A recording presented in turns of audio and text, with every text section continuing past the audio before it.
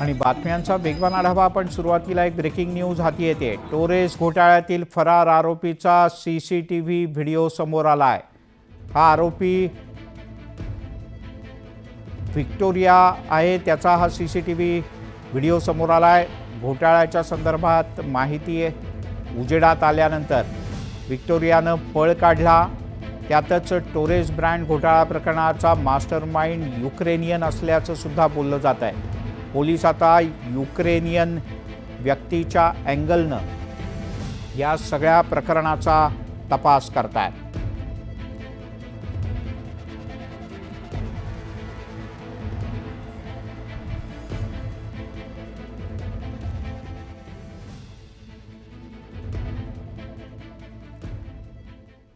आणि आता बातम्यांचा वेगवान आढावा.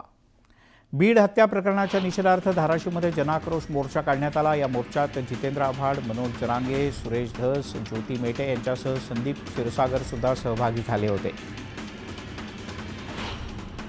संतोष देशमुख यांना हाल करून मारण्यात आलं. रडत असताना त्यांचे व्हिडिओ काढण्यात आले. पाणी पाजा म्हटलं तर आरोपींनी देशमुखांना पाणीसुद्धा दिलं नाही आणि आका आरोपींना फोन करून अजून मारा सांगत होता, असा दावा सुरेश धस यांनी केला. तुम्हाला पैशांचा माज आला आहे का, असा प्रश्न धस यांनी सभेतून केला. संतोष देशमुख हत्या प्रकरणात ॲट्रॉसिटी लावू नका असं ज्यानं फोन करून सांगितलं तोच या प्रकरणातला मुख्य आरोपी आहे, असा दावा आमदार सुरेश धस यांनी केला. आकाचा आका खंडणीत आरोपी कसा नाही ते सांगण्यात यावं, अशी मागणी सुद्धा त्यांनी केली. धनंजय मुंडे यांच्या मंत्रिपदावरून सुरेश धस यांनी पुन्हा एकदा जोरदार निशाणा साधलाय. ड्रग्ज प्रकरणातील आरोपींना धनंजय मुंडे यांचे फोटो आहेत. मुंडे मंत्रिपदावरून त्यांना तातडीनं दूर करा, अशी मागणी त्यांनी केली.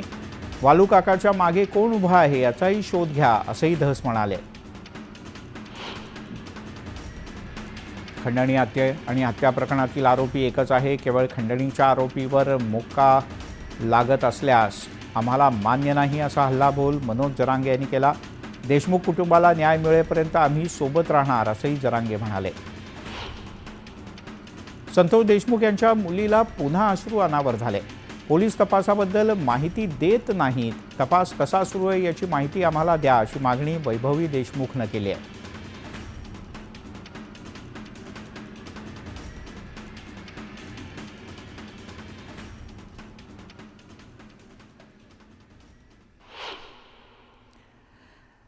मस्साजोगचे सरपंच संतोष देशमुख यांच्या हत्येप्रकरणी मोठी कारवाई करण्यात आल्याची माहिती समोर येते. यामध्ये आता संतोष देशमुख हत्या प्रकरणातील सर्व आरोपींवर मकोका दाखल करण्यात आला आहे. त्यामुळे आता आरोपी विष्णू चाटे, सुदर्शन घुले, सुधीर सांगळे, जयराम चाटे एवढंच नाही तर सिद्धार्थ सोनावणे याच्यावर सुद्धा कठोर कारवाई होण्याची शक्यता आहे.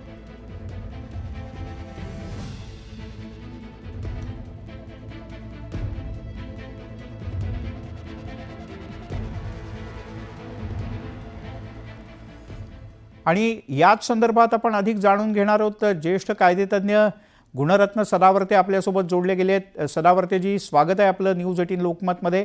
माझा पहिला प्रश्न असा आहे की मकोका हा कायदा असा काय आहे की जेणेकरून आरोपीवर कठोरात कठोर कारवाई पोलिसांना करता येते?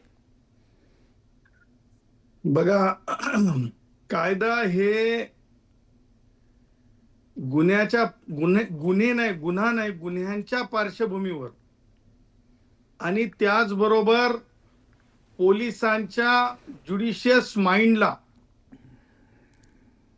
लक्षात घेऊन त्या प्रकारची कारवाई वरिष्ठ पोलीस अधिकाऱ्यांच्या म्हणजे ॲसेंटनी म्हणा किंवा परवानगीनंतर केली जाऊ शकते.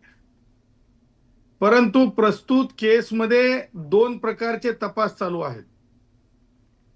एक पॉलिटिकली रिॲक्शन्स आणि पॉलिटिकल काय म्हणतो बज पद्धतीचा आणि दुसरा पोलीस यंत्रणेचा.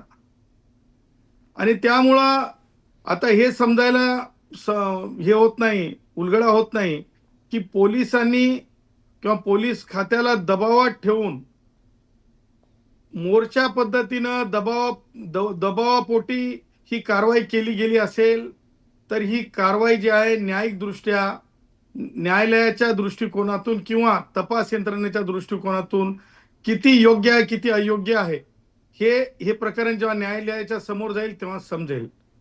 परंतु एखादा गुन्हा एखाद्या म्हणजे खंडणीचा म्हणा, आजकाल खंडणीचे गुन्हे आपण पाहिले की बऱ्याच बऱ्याच वेळेस मुंबईत सुद्धा आपण पाहतो की बिल्डर लोक सामाजिक कार्यकर्त्यांच्या विरुद्ध खंडणीचे गुन्हे देतात, मग ते गुन्हे पुढे टिकत नाहीत. परंतु ह्या प्रस्तुत प्रकरणामध्ये मला हेच म्हणायचं आहे की दबावापोटी जर कारवाई होत असेल तर त्या कारवाईला मला असं वाटतंय की मीडिया ट्रायल बेस्ड आता मोका आहे का हे आता न्यायालयाला तपासावं लागेल. कारण बर कुणीतरी मागणी करतंय, म्हणजे मला सांगा, मोर्चात मागणी आणि पोलिसांची कारवाई, मोर्चात मागणी, फाशी द्या, पोलिसांची कारवाई, हे दुःखद आहे.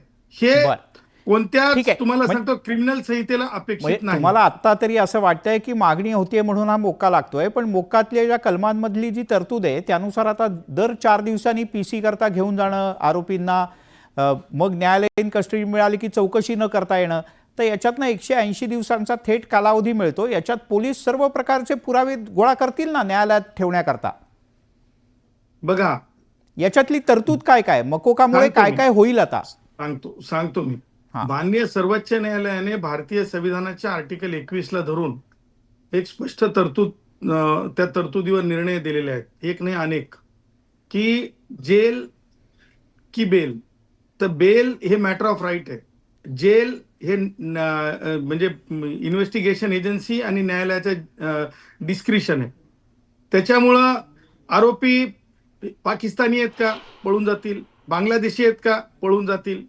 तर कदापि तशा प्रकारचं ह्या केसमध्ये मला माहिती नाही एक्झॅक्ट कोण कोण आरोपी आहेत आणि काय काय नाव आहेत आरोपींचे, त्याच्यामध्ये कोण कोण आहेत, कुणावर किती गुन्हे आहेत, आणि ते गुन्हे हे खरोखर सिंडिकेट क्राईम म्हणण्यापेक्षा ते गुन्हे साखळी गुन्हेगारी पद्धतीचे आहेत का.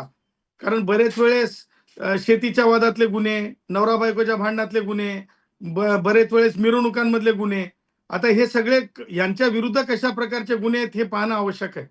आणि म्हणून पोलिसांना तपासाची जी संधी आहे, म्हणजे याच्यानुसार संहितेनुसार ती 15 दिवस PCR ची आहे. आता तुम्ही म्हणाल की 15 दिवस म्हणजे 180 दिवस यांना जेलमध्ये ठेवून काहीतरी नवीन काहीतरी म्हणजे उदयाला येईल. तुम्हाला सांगतो, जे ह्या 15 दिवसात उदयाला येऊ शकते तेच महत्वाचं असते. 180 दिवसाच्या उदयाला येण्यामध्ये आफ्टर थॉट आहे. 180 दिवसाच्या नंतर उदयाला येण्यामध्ये पोलिसांना स्वतःला डिस्क्राईब करावं लागेल, पोलिसांना स्वतःला म्हणजे सांगावं लागेल की हे 180 दिवसामध्ये म्हणजे आम्ही ह्या प्रकारचं इन्व्हेस्टिगेशन करण्यात 15 दिवसाच्या नंतर परत आम्ही आरोपींना आमच्या म्हणजे तपासण्यासाठी ताब्यात घेण्यामध्ये काय महात्म्य आणि काय मोठेपणा केला. आता सुप्रीम नाही, पण कोर्ट सदावर्तेजी, या तासाची विषयात माहिती एकापेक्षा जास्त गुन्ह्यांची उकल सुद्धा होऊ शकते ना. आरोपी कबुली देऊ शकतात की आम्ही केवळ एकच नाही गुन्हा केलेला, आणखीन 10 गुन्हे केलेले आहेत. सर लक्षात घ्या, प्रत्येक गुन्हा जो आहे ना त्याची एक व्याप्ती आहे, त्याची एक तपास पद्धती आहे, त्याची एक लॉ ऑफ लिमिटेशन आहे. समजा तुम्ही माझ्यावर ओरडले, मी तुमच्यावर ओरडलो, तर ते किती दिवसात गुन्हा नोंद व्हावा आणि त्याचा तपास किती दिवसात व्हावा अशी सुद्धा लॉ ऑफ लिमिटेशन म्हणजे मर्यादेच्या कायद्याचं हे आहे. त्यामुळं मला असं वाटतंय की सगळ्यांनीच घाईघाई करून म्हणजे पाहिजे ते लावा. पोलीस अधिकारी कोण पाहिजे, तर वंजारी समाजातला पोलीस अधिकारी नसेल.